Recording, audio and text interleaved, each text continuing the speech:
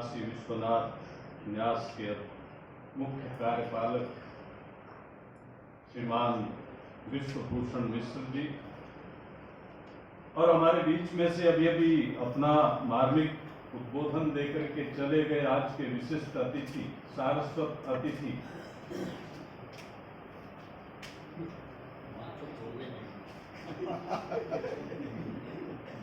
वांगचुक दोरजे नेगी जी, जो तिब्बती उच्च शिक्षा संस्थान के व्यक्ति को सबसे पहले धैर्य धारण करने की शिक्षा देती और जो अंत तक बैठा रहे, इसका मतलब वो बुद्ध का अनुयायी है, जिसने अपने धैर्य को टूटने नहीं दिया। वक्ता आए, अपने मार्मिक उद्बोधनों से लाभान्वित किया, जिस भी प्रकार का वक्तव्य हुआ दिया अपनी सामर्थ्य और अपनी क्षमता के अनुरूप। मैं पाली या बौद्ध दर्शन का विद्वान तो नहीं हूं, लेकिन जितना भी आप लोगों से सुना, मैं सोच रहा था कि जब जब इस देश में वैचारिक विचलन पैदा होता है, जब जब इस देश की मानवता विचारों के दोराहे पर खड़ी होती, तब तब प्रकृति की गोद से यहां किसी महामानव का उदय होता है और वो एक रास्ता दिखाने की कोशिश करता है। अभी कुछ बातें ऐसी आई कि बुद्ध की शिक्षाएं अत्यंत प्रासंगिक हैं, इसमें कोई संदेह नहीं, लेकिन बुद्ध को बुद्ध किसने बनाया?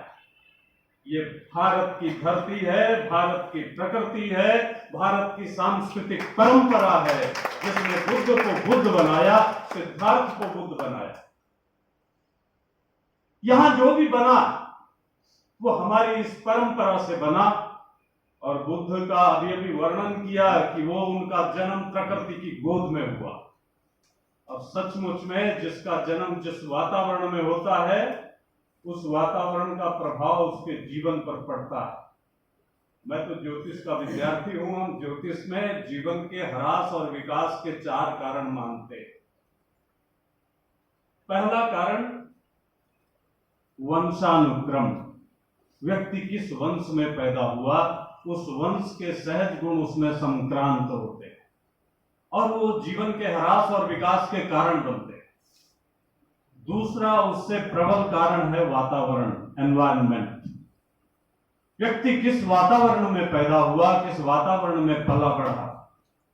और तीसरा कारण हम मानते हैं कर्म या प्रयत्न, और चौथा कारण मानते हैं काल, समय की अनुकूलता और प्रतिकूलता। और ये उत्तरोत्तर प्रबल है। वंशानुक्रम से वातावरण प्रबल, वातावरण से कर्म या प्रयत्न प्रबल और कर्म या प्रयत्न से काल प्रबल। महात्मा बुद्ध किस वातावरण में पैदा हुए? वन में, उपवन में पैदा हुए, प्रकृति की गोद में पैदा हुए, और प्रकृति ही है जो सच्ची शिक्षा देने वाली है। इसलिए प्रकृति ने उनके भीतर उन गुणों को संक्रांत किया जो प्राकृतिक दृष्टि से दुनिया के हित में थे। हमारी सांस्कृतिक परंपरा ने उनमें वो बौद्धिक चेतना दी, और बौद्धिक चेतना का जागरण कहां हुआ? आपके यहीं कुछ ही मील दूर बिहार में, गया में, और वो भी पीपल के वृक्ष के नीचे। हमारी परंपरा में क्या पीपल को अश्वत्थो देव सदना, पीपल को देवताओं का घर कहा गया है। आज तो वैज्ञानिक कहते हैं कि पीपल 24 घंटे ऑक्सीजन देता है, इसलिए भी देवता है। और देवता वहीं रहना पसंद करता है जहां का वातावरण शुद्ध हो, जहां ऑक्सीजन अधिक मिले। आज महानगरों में ऑक्सीजन खरीदने की नौबत आ गई। ऐसी स्थिति में बुद्ध प्रकृति में पैदा हुए और प्राकृतिक बनाने की कोशिश की गई।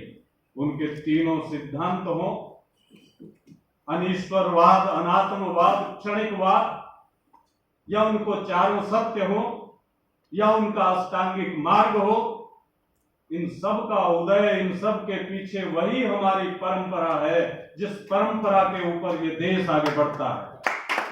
जहां कभी बुद्ध हुए, कभी महावीर हुए, कभी गुरु नानक हुए, लेकिन सबको रस कहां से मिला? उस सनातन परंपरा से मिला। और उस समय में जब लोगों में विकार आए तो नए व्यक्ति को एक आधार मिला कुछ नया करने का, लेकिन वो सारा हमारा नष्ट नहीं हुआ। हमारे वैदिक बहुत सारी चीजें इसमें हमारे बताई गई कि वैदिक कर्मकांड के वो विरोधी थे, बिल्कुल थे। क्यों? क्योंकि उस समय वैदिक कर्मकांड में कुछ कुरीतियां, कुछ कुनीतियां आई थी, अन्यथा वो विरोधी नहीं थे। उन्होंने अपने उपदेशों में ब्राह्मण, भिक्षु, श्रमण की बात की, सबसे पहले ब्राह्मण की बात की, तो वो विरोधी नहीं थे, वो उसके पूरक थे।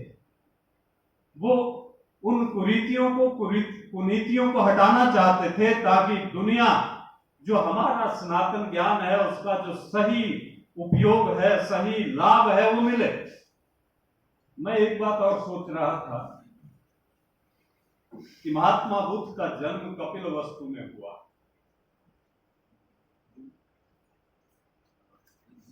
और आचार्य कपिल ने जो सांख्य दर्शन रचा, उसमें जो सिद्धांत दिए, बौद्ध दर्शन के बहुत सारे सिद्धांत उससे मिलते जुलते। तो ये संयोग है या प्रयोग है कि सिद्धार्थ ने जिस दर्शन की रचना की उसमें कपिल की ही वस्तु है। अब वो कपिल वस्तु में पैदा हुए इसलिए है, या प्राकृतिक रूप से वही गुण संक्रांत हुए, क्योंकि जब कपिल ये कहते हैं दुख त्रया विघातात जिज्ञासा तदपघात के हेतु दृष्टे सा पार्था चेत नैकांतात्यंत तो अभावा, तो यह भी सिद्धार्थ तीनों प्रकार के दुखों से पीड़ित मानवता को देख करके इस संसार से जो उसकी तृष्णा थी, उस तृष्णा से दूर हटने की कोशिश करने लगी। उन्होंने कहा कि ये बंधन का कारण तृष्णा है, इसलिए तृष्णा का विमोचन होना चाहिए। ये लंबी कथा है, मैं आपको आपके धैर्य की और परीक्षा नहीं लेना चाहता, क्योंकि आपके मनोभावों को मैं समझ सकता हूं। बहुत लंबे समय तक कोई कार्यक्रम चले तो वही लोग टिके रहते हैं जो बुद्ध बन गए हों, लेकिन आज दुर्भाग्य ये है कि बुद्ध को भी बुद्धा बना दिया। और बुद्धा कौन है? हमारे यहाँ सामान्य रूप से तो ये हिंदी में, जो इंग्लिश में जो पढ़ते हैं तो बुद्धा ही पढ़ते हैं। अब बुद्धा क्या कर सकता है? वो तभी तक कर सकता है जब तक बुद्ध रहे। योग को योगा बना दिया, बुद्ध को बुद्धा बना दिया। ये जो चीजें हैं ये हमें समझनी होंगी। और आप सब आज के इस पवित्र अवसर पर, इस वैशाख शुक्ल पक्ष की पूर्णमासी पर पूर्णिमा के चांद की तरह चमक रहे हैं।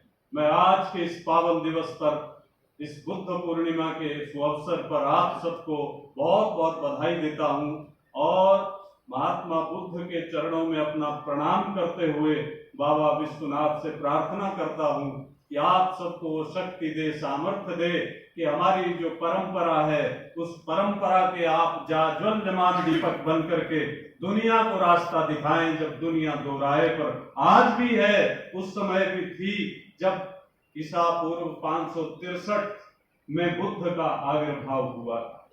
उस समय भी दुनिया की स्थिति ऐसी थी। इसलिए आज भी आवश्यकता है आप सब में वो सामर्थ्य आए कि दुनिया को आप एक नया रास्ता दिखा पाए। मैं इन्हीं शब्दों के साथ अपनी वाणी को विराम देता हूं। मुझे आपने